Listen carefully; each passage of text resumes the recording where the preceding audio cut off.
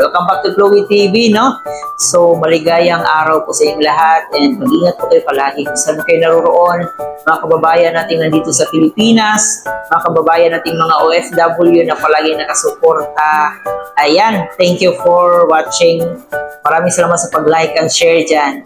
So ngayon nga po guys ay ating bibigyan ng reaction itong sinabi po ni Kalinga Prab patungkol nga po dito kay Carla Bells kung saan ay napabilib itong mga sponsors ni Carla dahil nahihirapan talaga or mahihirapan talaga silang wakwakin itong si Carla kasi hindi daw ito makikipag hindi daw sila kinakausap or kung kinakausap man sila is kamustahan lang, simple thank you lang. So, dyan napabilib yung mga sponsors ni Jomcar or ni Carla. Nangingibabaw talaga yung pagrespeto niya ito kay Kalinga Prab. At syempre, palagi niyang inaalala talaga yung tugo ni Kalinga Prab na huwag kayong magpa-attach masyado dito sa mga sponsors. Kasi alam niyo naman, hindi lahat ng sponsors ay mababait at hindi po lahat ng sponsors ay kusang tutulong. So, darating ang araw na yung ibang sponsors may hihingin niyang kapalit. So, dito ay sobrang napabilib nga yung mga sponsors ni Carla Bells kasi kinakausap lang sila for simple thank you, kamustahan, yung tipong hindi palakasan. No? Yun yung nakikita nila ni Carla Bells. So, mamaya ayatin ko yung pagpatuloy yung topic na yan. Pero bago ang lahat, abay, baka bago pa lang po kayo sa ating channel, please don't forget to subscribe, Chloe TV. Paki-like and share na rin ang ating video at paki-turn notification bell para laging updated every time na mag-a-upload po tayo.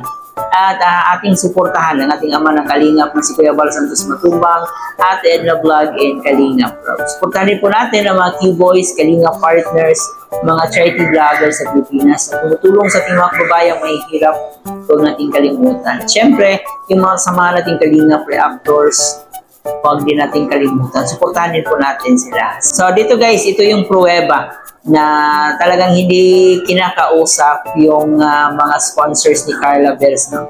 So panoorin na natin to. Alam niyo bakit hindi na-believe kay Carla yung sponsors niya? Kasi hindi sila kinakausap ni Carla. Ito po yun. Narinig ko yun. Lalo silang nabilib kay Carla kasi hindi daw sila kinakausap. Kumbaga, hindi nagpapalakas, hindi Kumbaga, lang, tamang pasasalamat, tamang pag-appreciate.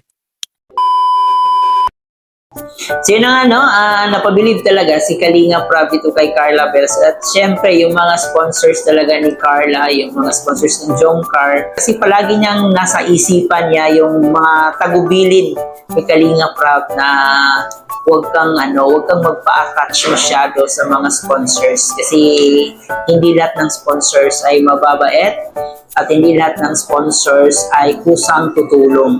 So may mga sponsors kasi na wakwakin ka, no? Yung gusto nilang pumasok sa Kalingap dahil may gusto silang wakwakin. And marami na rin po ang nangyari dito sa Kalingap.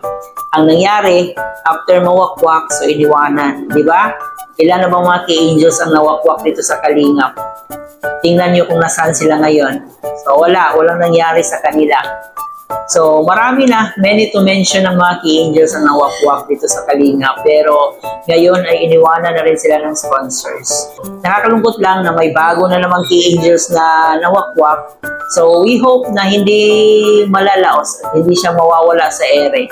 Kasi dito sa Kalingap, iba yung pag-manage ni Kalinga Prab dito sa kanilang career. Kung titingnan po natin, di ba, yung mga ibang artista, sumikat lang ng ilang buwan, tapos nawala na. Pero tingnan nyo naman dito kay Kalinga Prab, na ilang taon na ba si Carla dito sa Kalinga. Pero hanggang ngayon, namamayagpag pa rin si Carla. Kasi alam niya kung paano laruin ang social media. Palagi niyang ina-advise din naman sa mga key-angels niya, sa mga beneficiaries niya, hanggat maaari ay huwag kayong magpawakwak dito sa mga gustong mangwakwak.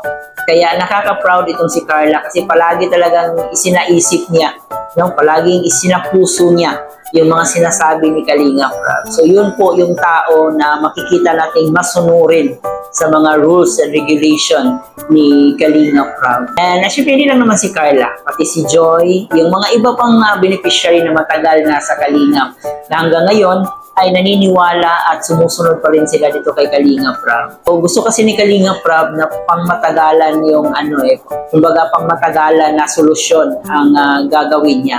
Hindi lang yung panandalian lang, no? Hindi lang yung pang-easy money lang na nawawala na agad yung mga binibigay na solusyon. So, hindi ganon si Kalinga Prab. Gusto niya pang matagalan. For lifetime ba? Yun yung mga plano ni Kalinga Prab dito sa kanyang mga key angels. Kaya lang, yung iba is, baga sa Bisaya pa, nadala sila ba? Naagni sila sa mga sweet words, sa mga wakwak, sa mga bigating sponsors. At syempre, nandyan na yung pagpapangako kung ano yung ibibigay pag-aalis ka ng Kalingap. At saka to the rescue rin, yung mga anti-Kalingap. Dagdagan pa nila ng mga another soul pa para talaga ma-brainwash yung mga key angels. Sabi nga ni Kalinga Prab sa kanyang live, marami pa na siyang plano para doon sa kanya. Ay nakita talaga natin kung gaano numayagpag yung pangalan niya dito sa social media dahil kay Kalinga Prab. Sa ngayon, makikita natin yung key angels na yon na sikat pa. No? Hindi sikat sa magandang paraan. Naging sikat po sila dahil sa pangbabash dito. So, yun po ang ikinalungkot natin na dati ay marami ang nagpuprotekta sa kanya, marami ang marami ang nagdidepensa sa kanya. Ngayon, yung mga nagdidepensa sa kanya ay nang babash na dito sa kanilang pamilya. So, we know na hindi talaga mangyayari yan kay Carla and tulad nga po ng narinig natin kay Kalinga Prab na sobrang bilib po ng sponsors at sobrang bilib ni Kalinga Prab dito kay Carla Bells kasi alam din niya, no, parang natutunan na rin niya kung paano laruin ang social media at natutunan rin niya kung paano laruin yung mga taong gustong mangwakwak sa kanya. So tama nga naman yung strategy ni Carla na hindi siya magpa-attach masyado dito sa mga sponsors. Kasi talaga yan, may hihinging kapalit talaga yung mga ibang sponsors. Hindi ko nila lahat, pero may mga tao talaga na humihingi ng kapalit pagkatapos tulungan. Malabong mangyari yan na mawakwak itong si Carla kasi kitang-kita natin yung loyalty niya dito sa Kalingap, kitang-kita natin yung pagmamahal niya dito sa Kalingap, at kitang-kita natin yung mataas na pagrespeto niya dito kay Kalinga Prab at kay Kuya Bal. Kayo ba guys, ano yung nakikita niyo pa dito kay Carla Bells? I-comment niyo po dyan sa ating comment section. Muli po guys, maraming salamat sa inyong pagsama. Ito po yung host na si Chloe TV. Thank you for watching.